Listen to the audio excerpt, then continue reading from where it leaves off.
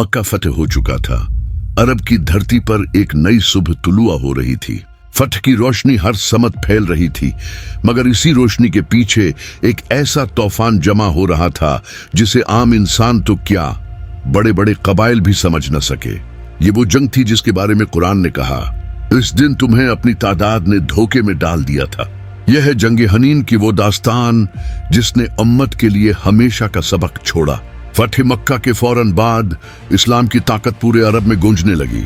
कबाइल एक के बाद एक इस्लाम के करीब आ रहे थे, लेकिन दो कबाइल ऐसे थे जिनके दिल खौफ, गुस्से और अना से भरे हुए थे। हवाज़न और बनु सकीफ, ये दोनों कबाइल अरब के मुमताज जंगजू समझे जाते थे। उनकी तेरों की बारिश, उनकी घड़सवारी, उनकी छापामार हिकमत अमली पूरे अरब में मिसाल थी। और इनका लीडर मालिक बिन औफ एक नौजवान, जज्बाती मगर नहायत ज़हीन सिपह सालार था।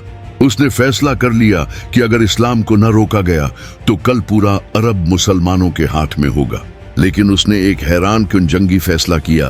उसने हुक्म दिया कि पूरा कबीला, औरतें, बच्चे, माल, मवेशी, सब कुछ लश्कर के साथ चलेगा। यह फैसला अजीब था, मगर मालिक का ख्याल था कि जंगजू जब अपने अहली खाना को साथ देखेगा तो पीछे हटने का तसव्वुर भी नहीं करेगा। दूसरी तरफ मुसलमानों ने भी तारीख की सबसे बड़ी फौज तैयार कर ली थी।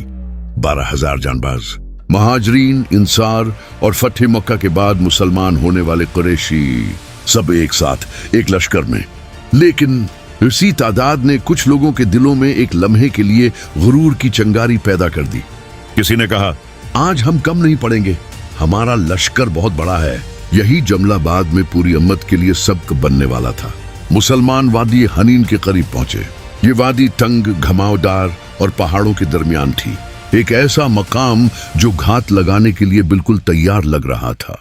और वाकई मालिक बिन औफ ने सैकड़ों तीरंदाज दरख्तों, चट्टानों और पहाड़ी रास्तों में छिपा रखे थे। रात गुजरी। सुबह होने से पहले मुसलमान वादी में दाखिल हुए। हर तरफ खौफनाक खामोशी थी, न कोई आवाज, न कोई जनबीश। फिर अचानक चारों तरफ से तीर बरसने लगे। ऐसा लगा जैसे आसमान से आग बरस रही हो। सिफें बिखर गईं, घबराहट फैल गई। मुसल्लिम घोड़े छोड़कर भागने लगे। कुछ लोग मक्का की तरफ दौड़े, कुछ लोग पीछे मड़कर लड़ने के बजाय भाग निकले। वादी चीखों की गूंज से भर गई और इसी हंगामे में रसूलुल्लाह अपनी जगह पर अकेले खड़े रह गए थे। आपके गर्द सिर्फ चंद जानसार बाकी रह गए। फिर इस वादी में एक गूंजदार आवाज फैली, एक ऐसी आवाज जिसने तारीख बदल दी। ए अंसार के लोगों, ए बियात रजवान वालों, मोहम्मद यहाँ है, मेरी तरफ आओ। ये आवाज साइका बनकर गरी। जो भाग चुके थे वो पलटने लगे। अंसार ने नारा तकबीर बुलंद किया। माजरीन ने सफ़ें संभाल लें। ईमान एक बार फिर उठ खड़ा हुआ। इसी लम्हे रसूलुल्लाह ने कंकरियों की मुट्ठी उठाई और दुश्मन की तरफ फेंकी।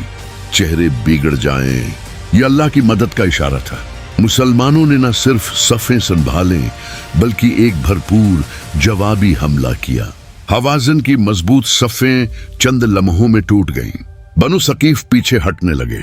इनके तीर खामोश हो गए, उनके घोड़े बेकाबू हो गए और जंग खत्म होने लगी। जैसे ही दुश्मन भागा, वादी हनीन में हैरान कुन मनाजिर नजर आए, ऐसे मनाजिर जो अरब ने कभी नहीं देखे थे। हवाज़न और बनु सकीफ पूरा कबीला साथ लाए थे और अब वो सब मुसलमानों के कब्जे में था। तारीखी रवायात के मुताबिक मुसलमानों को हासिल हुआ तकरीबन 6,000 कैदी, 40,000 से ज्यादा बकरियां, 6,000 ऊंट, हथियारों के ढेर, तलवारें, नेज़े, जरहें, ढालें, कीमती कपड़े, खीमे, चांदी और माल व असबाब, दुश्मन के जंगी खजाने। ये अरब की तारीख की सबसे बड़ी गनीमत थी, इतनी बड़ी कि पूरे अरब में उसकी मिसाल नहीं मिलती थी। ये सारे अमवाल जाराना के मकाम पर जमा किए गए, जहां बाद में उनकी तकसीम की गई। ये माल सिर्फ दौलत नहीं था, ये अरब की सियासत बदलने वाला सरमाया था। इन्हीं अमवाल की वजह से बहुत से कबाइल के दिल नरम हुए, बहुत से लोग इस्लाम के करीब आए और बाद में यही अरब इस्लाम की अजीम तरीन ताकत बन गया। इन्होंने कहा, ऐ अल्लाह के रसूल, हमारे अहल व अयाल हमें वापस दे दें, हम आपके सामने आजिज हैं। रसूलुल्लाह ने उनकी हालत देखी, उनकी तकलीफ महसूस की और पूरी गनीमत से तमाम कैदी वापस करने का ऐलान कर दिया। ये फैसला किसी बादशाह ने कभी नहीं किया था। ये इस्लाम की अखलाकी अजमत की अंतहा थी। जंग मुसलमानों को बता गई कि कामयाबी तादाद से नहीं, अल्लाह की नसरत से मिलती है। ये जंग मुसलमानों की सियासी, माशी और अस्करी ताकत को नई बुलंदियों तक ले गई और ये साबित किया कि इस्लाम अब वो कुव्वत है जिसे कोई पहाड़, कोई घाटी, कोई तेर नहीं रोक सकता।